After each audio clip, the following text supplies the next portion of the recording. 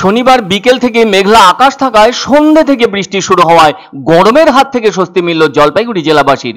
কেননা টানা কয়েকদিন ধরে গরমের দাপট কাহিল করে তুলেছে মানুষকে, তাই ওই বৃষ্টি অনেকটাই স্বস্তি দিল। অন্যদিকে জেলার চাষের জমির অবস্থা অনেকটাই শোচনীয় হয়ে পড়েছে জলের অভাবে, ফলে উদ্বিগ্ন অবস্থায় পড়েছেন প্রান্তিক চাষিরা। তাই ধানের ক্ষেতগুলি অসুবিধার সম্মুখীন হয়েছে।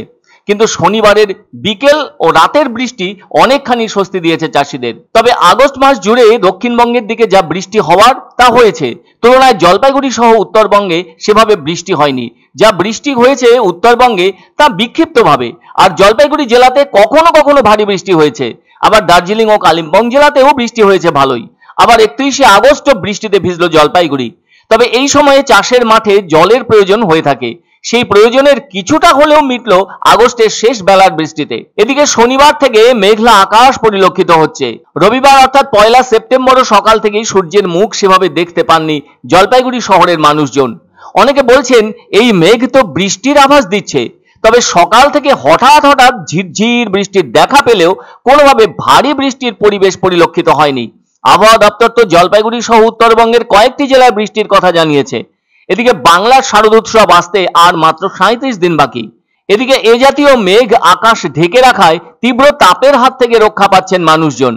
আবার অনেকে পুরানো কথা তুলে বলে থাকছেন ভাদ্রের রোদে জনজীবন তো কঠিন করে তুলবে, এই ভাদ্র মাসে বৃষ্টি সেভাবে হবে না। তবে এখন তো ভাদ্র মাসের অর্ধেক দিন পার হয়েই গিয়েছে, আর দিন কয়েক যে কাঠ ফাটা রোদ দেখা গিয়েছে তা কিন্তু ঠিক। আর ভাদ্রের বাকি দিনগুলি কেমন থাকে সেটাই অবশ্য দেখার।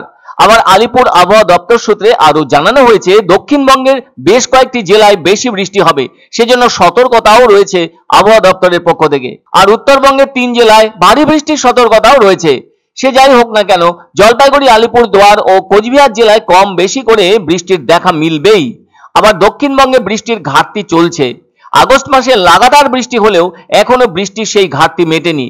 আগে যে ঘাটতির পরিমাণ সমগ্র দক্ষিণবঙ্গে ছিল 44 থেকে 46 শতাংশ, সেই ঘাটতি বর্তমানে কিছুটা কমে 36-37 শতাংশে এসে দাঁড়িয়েছে। আর এই ঘাটতি তো আরো কমাও দরকার। ভারী বৃষ্টি হলেই তা কমবে বলে ধারণা আবহাওয়াবিদদের। অথচ উত্তরবঙ্গে উদ্বৃত্ত বৃষ্টির পরিমাণ 44 থেকে 45 শতাংশ।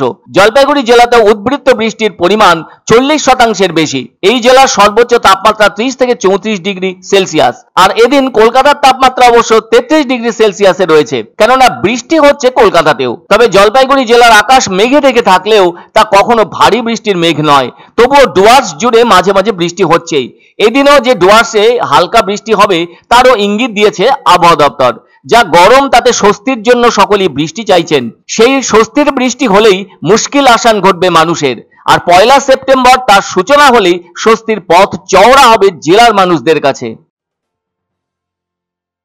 এক অন্য অনুভূতির স্পর্শ পাওয়া যায় রয়কো ব্র্যান্ডের গেঞ্জি ও জাঙ্গিয়ায়। তাই ছোট বড় সবার পছন্দ রয়কো গেঞ্জি ও জাঙ্গিয়া। প্রস্তুতকারক জয়মনি হোশিয়ারি, কলকাতা। আনন্দ সংবাদ, আনন্দ সংবাদ। 30 বছরের নির্ভরযোগ্য প্রতিষ্ঠান ইন্দ্রমণি রাইস মিল। আমাদের কয়েকটি জনপ্রিয় ব্র্যান্ড হলো তাজ, বরলি, খুশি ইত্যাদি।